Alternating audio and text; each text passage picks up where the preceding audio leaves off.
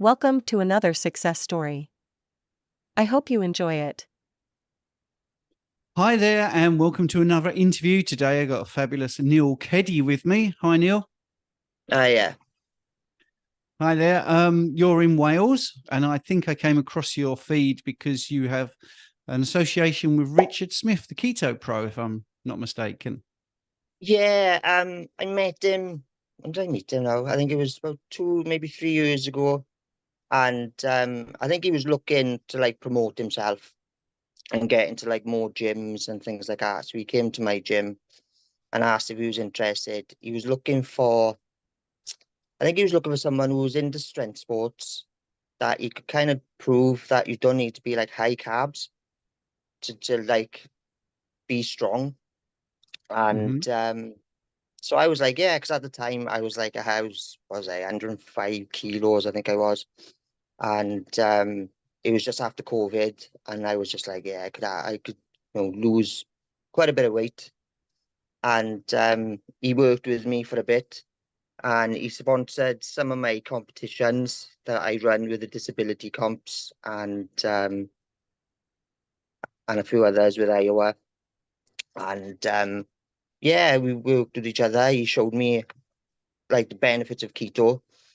And I think he was more keto at the time. I think he's gone a bit more towards like yourself. And yeah, it worked really well. It worked really well with him. And I lost. What did I lose? I think I was about 25 kilos in about 3 months I lost with him. And during that time, I was competing in a powerlifting comp. So I qualified for the Brits. And then a week after that, I'd done a strongman comp, which I didn't place very well, but I still did what I expected to do for myself. So I didn't like underperform. It was just everyone done better than me. But yeah, I done all that whilst I was doing keto. And one of the main things I think I found whilst I was doing it was my recovery rate more than anything. It wasn't so much um like I was getting stronger or anything like that. It was more of just the recovery side of it. Like if I'd done like a heavy set on a barbell, say I'd done like a deadlift, I'd find that I didn't have to sit down and rest for so long. And I found that for the times I sat down, my heart rate went a lot lower, quicker, and which meant then my workouts became shorter and my recovery became a lot quicker. Like even like when you get DOMs the following day, I wasn't really getting that. So I was like, oh, this is different. 'Cause normally I'm just, I'm drinking my bottles of Lucozade or my pre-workouts, and, I could be sitting down for 5, 10 minutes before I go and do another set because it's a heavy set. But now all of a sudden it's like I'm not eating hardly any carbs. I'm only having like his electrolytes that I was using at the time. And it was just like, oh, this is different. And yeah, I found that because the recovery was getting a lot better, I could train a lot more. So as the weight was coming off, I was still not necessarily maintaining my strength, because obviously you lose a lot of body weight. Your strength is going to change slightly, but it didn't drop as much as I thought it would. Because you lose 25 kilos. It's not all going to be body fat. Some of it's going to be muscle. But even if you look at my Instagram now, I'm around 80 kilos now, 80, 79, 80. And my bench at the moment is pretty close to what I was when I was 105 kilos. So so yeah, it's taken a while to get back there. But like I said, my recovery rate is a lot better than what it was when I was like eating my massive bowls of pasta and my rice and my tuna, and do you know what I mean? The old, like the bodybuilding kind of diet, if you like, and where you eat pastas and the rice and everything else. So yeah. Yeah, I've been there. Yeah, I did my bodybuilding show in my 20s. My one and Ooh, done, by the way, but I was definitely high Yeah. carb. And yeah, I had rice and chicken. I never had tuna, by the way, because in those days I was allergic to fish. I was always jealous of my Yeah. training partner who went Oh, on to tuna and compete. pasta was always a big thing for me. It was always a big Yeah. thing. Yeah, it's a Yeah. real bodybuilder sort of thing. But I'm just for the Americans and other people that don't use the metrics. That 25 kilos is Mm. over 50 pounds of weight loss. Yeah, it's about It's 55 amazing. pounds, 50, 60 Yeah. pounds. Yeah. And that was literally within like 3 months. And it was during Christmas as well. So you can imagine like all the temptations through Christmas. But it was like the end of January, I had the powerlifting qualifiers for the Brits. And then I think it was like I think it was a week later, I had a first time strongman comp. And I managed to do both of them. And even the week after, like, as you can imagine, like, even when you've done like the bodybuilding, like, you need that recovery afterwards because you're so burnt out. And I just found that all of a sudden it was like, yeah, Monday morning now might not be able to train as much, but I could go back to the gym and I could train again. And that's what I found the major difference doing, especially low carbs, because I still kind of still like my treats kind of thing. It's not all the time, but now and again, it's like I want to spoil myself now and again. So I look at it like my carbs. I suppose I look at carbs as like some people look at fat. So it's like my fat is my carbs and my carbs is my fat. And so I look at my carbs and I'm saying, right, I can treat myself today, but then the rest of the weekend, I'm back on in my low carbs, high fats, proteins, and things like that. So I look at it like people look at fats and think, oh, I can't have that 'cause it's a lot of fat. That's how I kind of look at carbs. I look at it that kind of way, if that makes Right. sense. Well, I'm struggling to see it, but so how do you mean that your carbs are like fat? Do you mean it's an energy Well, source? not so much like an energy source. I do sometimes feel if I have a little bit of carbs before my workout, I do perform a little bit better. But when I mean have carbs for my workout, I'm not saying like I have a bowl of pasta. It's more of it could just be a little bit of sugar. Like even if I have like one, well, not even like one sugar in my tea or anything, because I don't have sugar in my tea or anything. But it's just that little bit of carbohydrate, which could only be maybe like I don't know, like one square of a chocolate bar or something, and then Oh, I that would see. be Yeah. enough. Do you know what I mean? It's not like I got to have like a carb meal before my workout. It's just that little tiny bit that I think kind of I feel whether it's psychological or something, but I feel like if I have that little tiny bit of sugar, then my performance in the gym seems a lot better. I'm not saying it makes it better, but I don't know whether it's like I said, it could be psychological, Yeah, I but think it might be.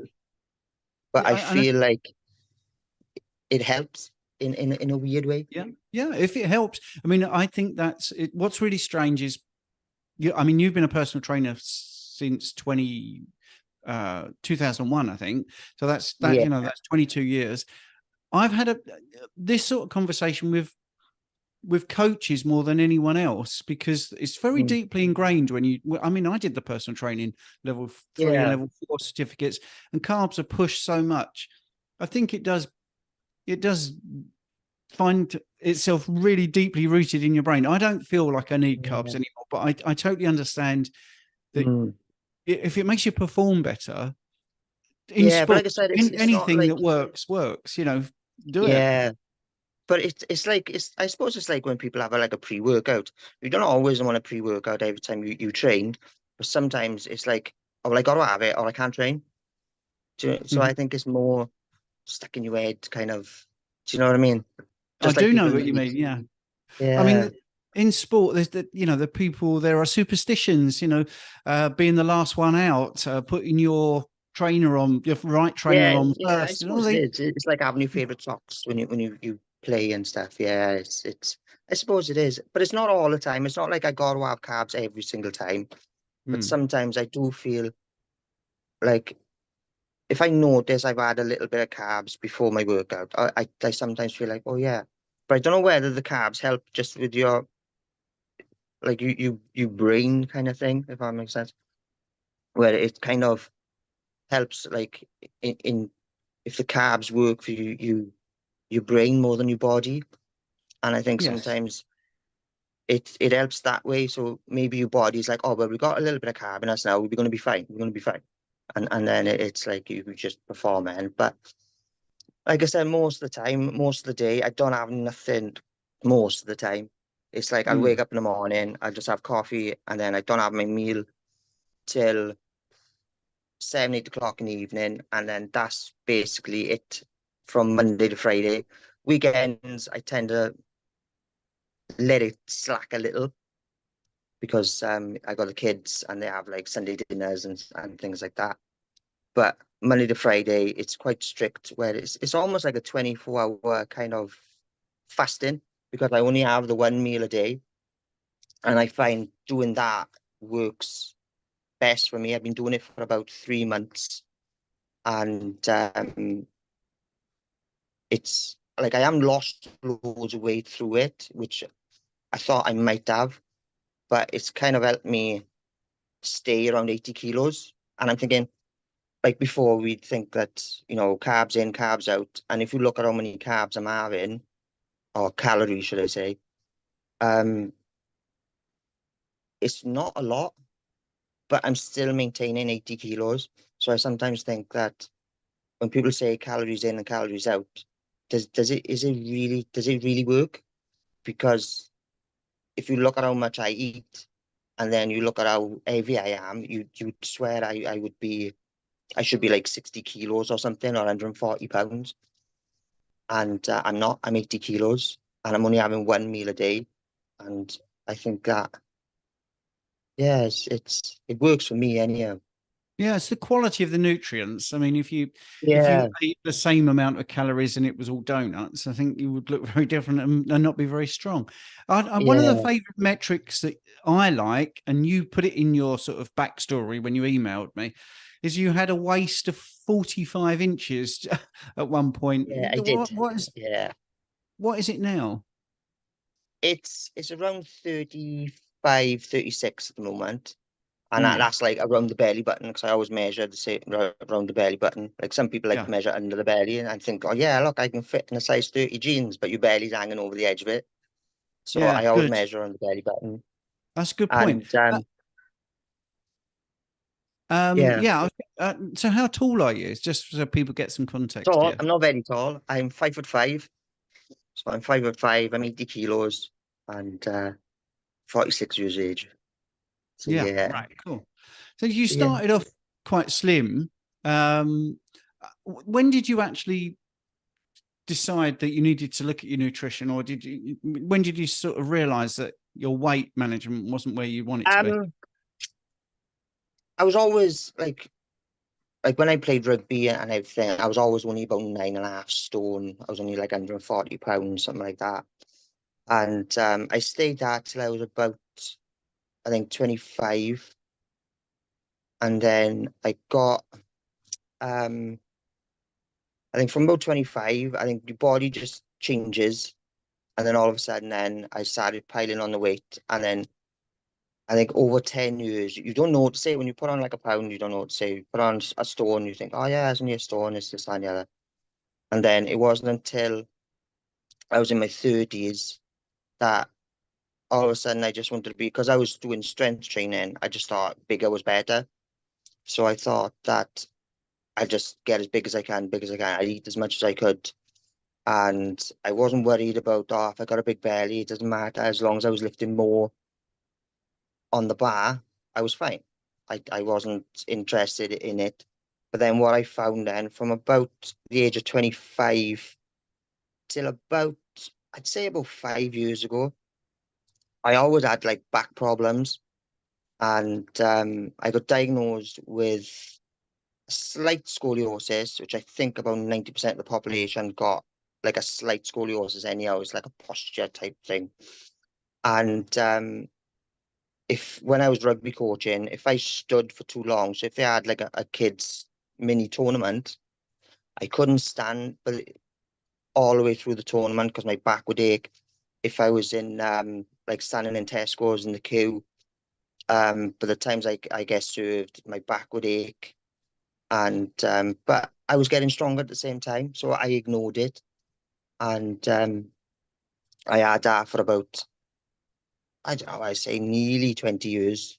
I dealt with it, and it did affect me like work-wise, that I couldn't do certain things like factory work. I couldn't really work on production lines because of the standing for 8 hours. I couldn't do it. But yeah, I was still getting stronger. So I just kind of brushed it to one side. Then during COVID, I think I went to my biggest because I just ended up, because I wasn't training, and I think I was living mostly on like bottles of Lucozade and simple meals and things.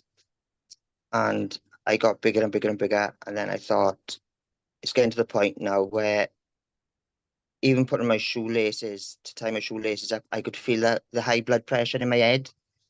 So, and I just thought, maybe I need to start doing it and slim down a little. And then that's when I met Richard, and I thought, I don't know whether you call it fate, I don't know whether you call it just coincidence, but it's like when I met Richard, it was just like, and he said about things, and he said about how he went from A to B, and I thought, yeah, I'll give it a go. And it happened to be around Christmas time, and I thought, oh, Christmas, you always got the treats, you always got the chocolates and the the mince pies and everything. And I thought, no, I'll give it a go and see how it goes. And literally within 3 months, by roughly around March, I'd lost around 25 kilos, and it just fell off me. I think because it was all belly, I think that's how I lost it a lot quicker, because it wasn't like in my thighs and my arms, because I was always training, so my legs and my arms were okay. It was just all like belly fat. It was what people tend to call like a power belly. And I decided then, to do the keto diet and give it a go. And I haven't really looked back since. I kind of stayed just slightly above keto, I suppose, because like weekends tends to be, I let myself go a little, but I still keep it like really low. When I mean really low, it's like I'm around 50 grams ish a day, if you want to put it on average, of carbs. So I still keep it as low as I possibly can. So I'm always conscious about, and that's what I mean by I look at carbs as being fats.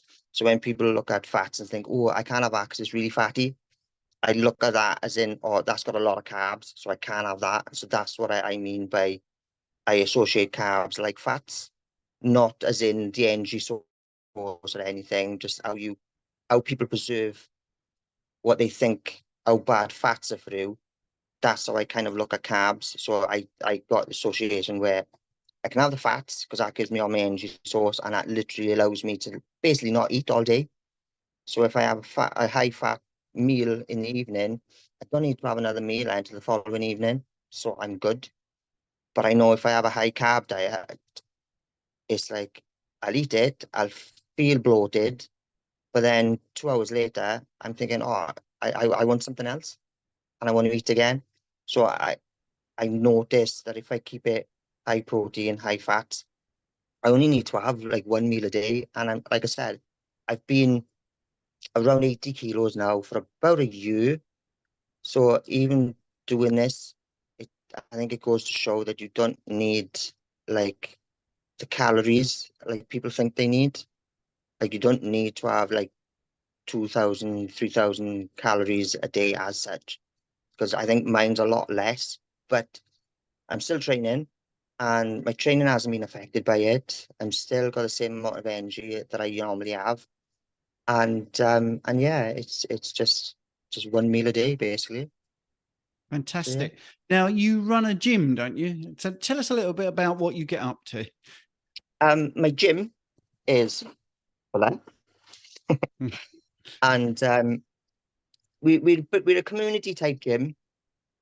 And we work with disability athletes. We work with the general public. We work with other people who are into sports, whether it's rugby players.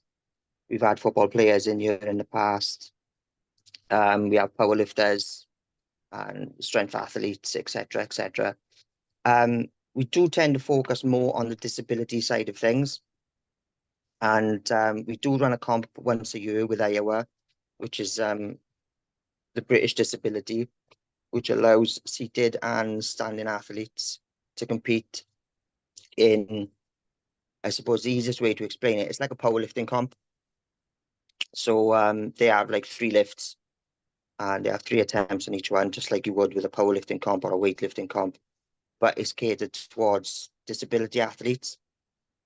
So we do that once a year, and but majority of the time we tend to try and cater for those that don't like big commercial gyms, those that find them quite intimidating, or they want a quiet gym, because as you can see, it's not the biggest of gyms, but it's a friendly gym. It's a community gym.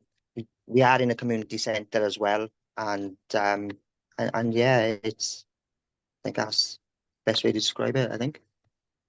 When did Uh, you start running the gym and the I started running it. The competition wise, I've been with Iowa since about 2012, 2013, and we set up the disability side of things.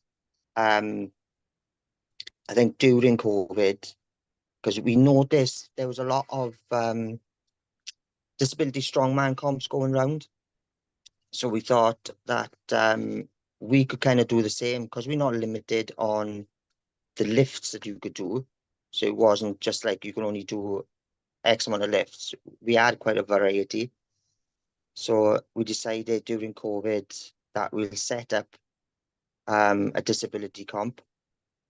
And then I think it was 2001, we done our first one, where Richard came and sponsored the event, and it went really well. We had 10 lifters at the time, and it's kind of grown each year, which is really good, and it's getting kind of popular.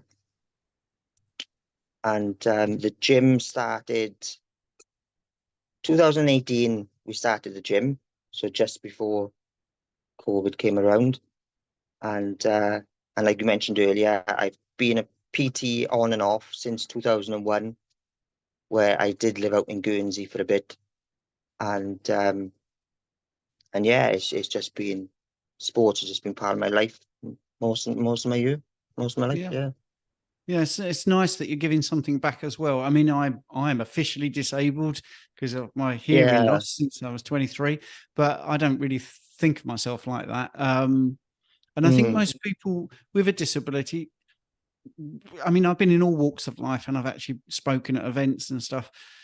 They don't see it like that at all. It's just a thing they've got, they just get on with. And I think it's amazing that Yeah. you've got people Yeah. competing. I just want to just quickly ask you the difference between a strongman competition and a powerlifting competition.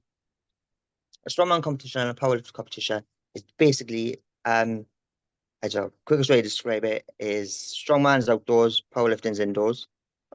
But powerlifting is 3 lifts. So you've got the squats, bench, and deadlift. Strongman could be anything from lifting beer barrels to deadlifting cars using thicker bars than what you would with a powerlifting comp. It tends to have more events. Yeah, Yeah. I think I saw a strongman competition where they had to carry a fridge or refrigerator for the Americans on their back for like 100 meters or something. Yeah, it's some, they do some crazy stuff. Yeah, yeah, That's they not what do. you've done though. You're more of a power lifter, I'm I'm assuming. more of a powerlifter. I've done the odd strongman comp in the past where I've entered them, but being 5'5", a lot of it's quite difficult because where they got like the Atlas stones, you've got like concrete balls. and you got to lift them onto a platform. Sometimes 9 times out of 10, that platform's taller than me. So it's it's not easy for the short person. No, So but yeah. they divide it by weight, don't they? Not height so much, I think. The strongman comp, I think it's because I think majority of the athletes are, I'd say, roughly around 6 foot, 5'10", 6 foot. So the platforms tend to be like their chest height. So of course their chest height is my head height. So Mm. it's not always easy. But the powerlifting comps, they're a little bit better because they are age categories, weight categories. Obviously, you've got the male, female, etc. So they're a little bit, you're up against someone your own size and weight kind of thing. So it's a little bit better. But with the strongman comp, it's basically the taller you are, the more advantage you've got because then the platforms are basically lower down. So it's easier. It's fascinating, isn't it? Because it's such a niche. But I think powerlifting seems to be becoming more common rather Yeah, than just it working out is in the becoming gym. quite popular. Yeah, and you get a lot of people in the gym, even though they might not compete in powerlifting, they'll still sometimes call themselves powerlifters because they do the three lifts and because they do the squats, the bench, the deadlifts, and then they kind of class themselves, oh, I'm a powerlifter, and they never always compete. But it's getting very popular. Like I went to the British, I think not last year, was it last year or the year before? And there was probably, it lasted a week. And even just for my category, which was the raw, men's raw, and I think it was between, I think 82 kilos and above. So you had 82 and a half, 90, 110 class, and then it went all the way up to like 140 plus categories. That was just for one day. And then you had another day then where you'd have the ones who were below 82 and they might be with somebody else. But it lasted a week, and I think there was about 300 lifters altogether for the old British competition. So it's some federations is quite popular and it's quite a big event. But with Iowa, we tend to have 1 day events. They're not as popular because we tend to do um kind of your old time lifts. So we do a lot of grip lifts. We do a lot of one-handed lifts, like a one-handed deadlift. Um, we do a variety of different squats, like a lunge squat, back squat, front squat. We also do the Olympic lifts, but we also use like a 2-inch bar, which some people know it as an axle bar. And we'll do hack lifts, straddle deadlifts, Zercher lifts, and lots of other type of lifts. So the Iowa comps, it's kind of, think of the old time circus ones where you see the barbell and you've got like the balls on the end. And think of those and some of the weird lifts that they would do in the gold, like black and white photos. And take some of the lifts that we kind of do. So yeah, it's good. It's good. Yeah. And I think it's fascinating that you've been so honest about you had a dip in strength, but now at 46, you feel like your strength is coming back, even though you're lighter, and that your Yeah. recovery is better. So yeah, sorry, Yeah, continue. my recovery is a lot better. I think the only thing that's stopping me at the moment getting fully back to where I was is I just got a slight knee injury, which I'm waiting for results to come through. So my squats and my leg training isn't, well, it's pretty non-existent at the moment. But if you judge it on my upper body, then when I done, I think the best I've ever done overhead kind of press is about 80 kilos.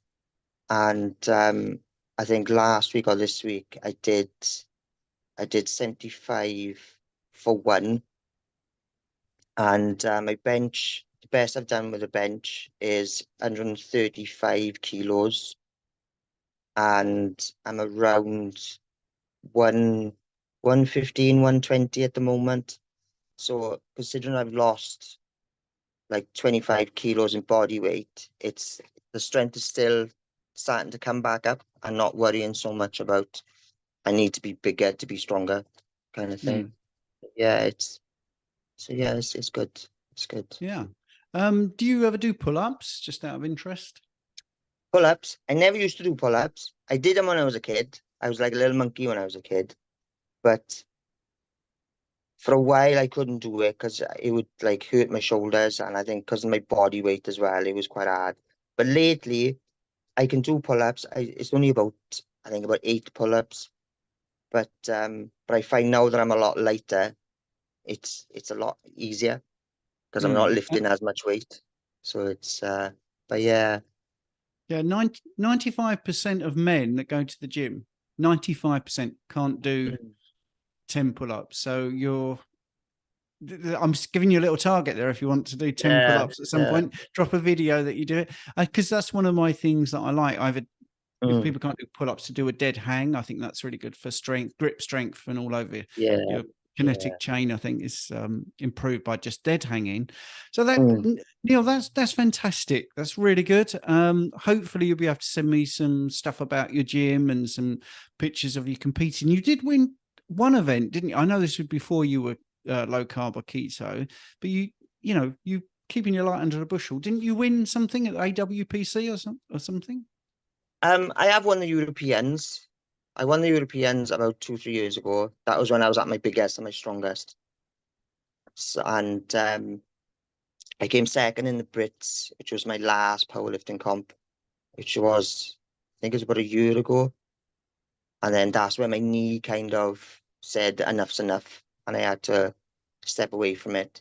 I got various world records with Iowa, from finger lifts to squats, a Steinborn lift, and the list kind of goes on.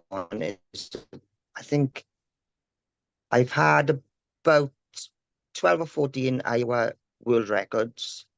Whether they're still standing, I'm not sure, because that's over a span of about 10 years. So 1 or 2 may have been broken by other people. But I've had, I think in total, about 12 world records with Iowa. Yeah, I've had the Europeans with ABPU, and I came second as well in the Brits with the ABPU. So yeah. Yeah. Well, thanks for your time, and thanks for giving your time to the disability athletes as well. I think that's good. It's really good.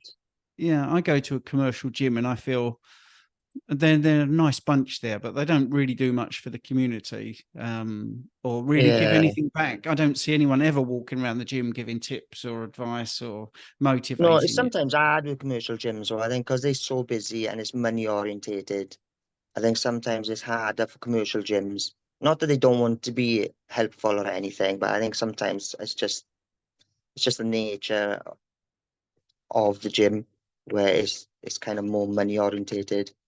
And with us, because it's smaller and it's a community gym, everyone kind of helps everyone. So you're never like far away from someone to ask for advice and things. And I'm normally sat by here anyhow. So I'm always here on hand if anyone needs tips and advice and stuff. So yeah, it's a lot better as a community gym. You get a lot more support. So, yeah. I mean, I get a lot of people sign up for. I do an online training program. I've got one on my app, which is only £2.99 a month, and it's got videos and training programs and all that sort of stuff. And they're quite happy with that. I think because of the videos, you still get a little personal touch. But it's been really nice to talk to you. And like I say, if you've got any promotional material or nice pictures of your gym or something, we'll push that onto the video as well for people. And if anyone wants to contact you, is it all right if I put your email address in the description? Yeah, you put my email address and things on there. I'm also on like Instagram, Facebook, all that kind of stuff. So if they ever want to search me up, they can search the gym, which is Ked's Gym, or they can just type my name in. I think my name's quite rare, so you can find me on like YouTube, Instagram, Facebook, etc., etc. Great stuff. Great So stuff. yeah, Yeah, and it's nice that I've met you through Richard, because it was great that he sponsored that event. So yeah, yeah, it was, and it was really good. It was the first disability comp as well, and he came down and gave a lot of sponsor. Funny enough, I got to go and see him now in an hour's time, because he's only literally 10, 15 minutes up the road from me. So yeah, we're going to see him now, and when we finish breathing. So yeah, so send it's a send him my small world. regards. Right, I will. lovely. Thank you for doing this. Oh, no probs, no probs.